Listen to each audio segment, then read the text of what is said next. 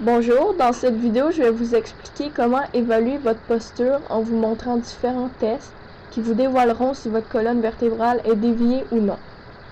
Je vais vous faire une brève description de la colonne vertébrale. Donc la colonne est composée de 24 vertèbres, 7 vertèbres cervicales, 12 vertèbres thoraciques et 5 vertèbres lombaires. Il existe 3 grandes maladies du dos. Il y a la lordose, la kyphose et la scoliose. La lordose est la courbure vers l'intérieur de la colonne vertébrale. La kyphose est une déformation de la colonne vertébrale.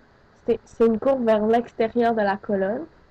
Et la scoliose, c'est une courbure anormale de la colonne vertébrale, donc ça forme comme une courbe en forme de S.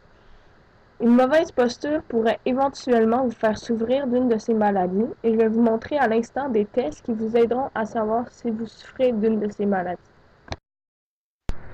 Donc, ce premier test s'appelle le test du dos au mur et il vise à mesurer le creux lombaire et le creux cervical.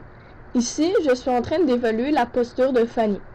Donc, après mes mesures, l'espace du creux lombaire de Fanny était de 5 cm et l'espace de son creux cervical était de 4 cm. Pour avoir une bonne posture, il faut avoir un creux lombaire et cervical entre 3 et 5 cm. Donc cela démontre que Fanny ne souffre pas de lordose ni de kyphose et qu'elle a une bonne posture. Par contre, si vous souffrez de lordose, comme dans la deuxième image, votre creux lombaire sera supérieur à 5 cm dépendant de la gravité de la déviation de votre colonne. Aussi, si vous souffrez de kyphose, votre creux cervical sera supérieur à 5 cm comme le montre la troisième image. Donc le deuxième test s'appelle le test du miroir. Il vise à vérifier si vos épaules et vos hanches sont au même niveau et si vous souffrez de scoliose. Ici, les épaules et les hanches de Fanny étaient légèrement croches. Cela démontre qu'elle a une très légère scoliose, mais que ça ne pose pas de problème majeur. Donc si comme Fanny, vos hanches et vos épaules n'étaient pas au même niveau quand vous regardiez dans le miroir, mais que les différences de hauteur sont très minimes, la scoliose est légère et ne pose pas de problème majeur. Par contre, si les différences de hauteur sont très grandes, un spécialiste comme les thérapeutes en soins du dos pourrait vous donner différents exercices pour étirer le côté court et renforcer le côté long pour ainsi rendre votre dos le plus symétrique possible. Vous pouvez aussi consulter un orthopédiste si la scoliose est très importante. Donc maintenant, je vais vous parler du rôle des abdominaux. Donc quand on se sert de ces abdominaux, ils rapprochent les côtes et les hanches en courbant la colonne vertébrale vers l'avant, ce qui permet d'avoir une meilleure posture.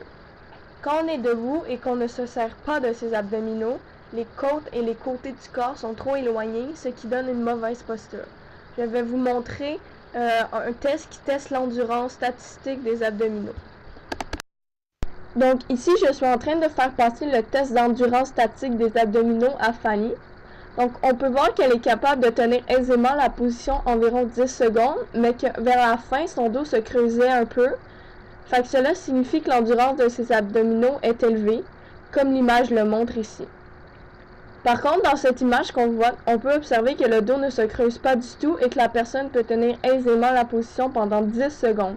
Cela signifie que la personne a une endurance d'abdominaux très élevée.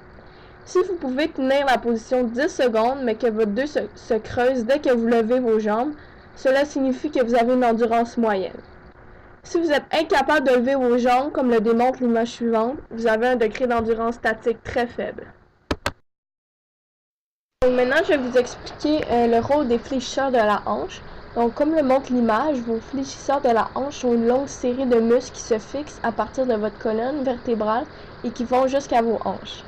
Lorsqu'on parle de fléchisseurs de la hanche, on parle plus souvent du psoas.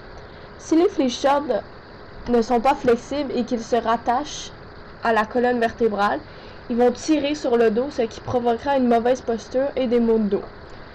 La petite animation suivante vous donne un exemple sur l'utilité des fléchisseurs de la hanche. Donc ici, on peut voir une personne qui kick une balle de soccer. Voici un exercice qui aidera à déterminer le degré de flexibilité de vos fléchisseurs de la hanche. Donc ici, je suis en train de faire passer le test à Fanny, donc le test du degré de flexibilité de vos fléchisseurs des hanches. Donc on peut voir que Fanny ramène facilement son genou à sa poitrine sans même que l'autre jambe quitte le sol. Cela démontre que son degré de flexibilité est très élevé, comme on peut voir sur l'image que vous voyez en ce moment. Si vous pouvez facilement ramener votre genou vers la poitrine, mais que votre autre jambe quitte un peu le sol, Cela démontre que vous avez un degré de flexibilité élevé, comme sur l'image qu'on voit. Sur les deux images suivantes, on peut voir que l'autre jambe lève beaucoup le sol, donc cela montre que le degré de flexibilité est moyen ou très faible. Donc avoir une bonne posture est très important pour n'importe quel sport, comme la musculation pour soulever des poids, plus particulièrement l'haltérophilie où le dos travaille beaucoup. Une mauvaise posture peut entraîner des maux de dos ou des déviations de la colonne, ce qui provoquera des blessures. Ici, vous pouvez voir quelques animations d'un joueur qui kick une balle de soccer. On peut clairement voir que son psoas est en pleine extension, donc pour avoir un bon tir, il faut vraiment que son psoas soit très flexible.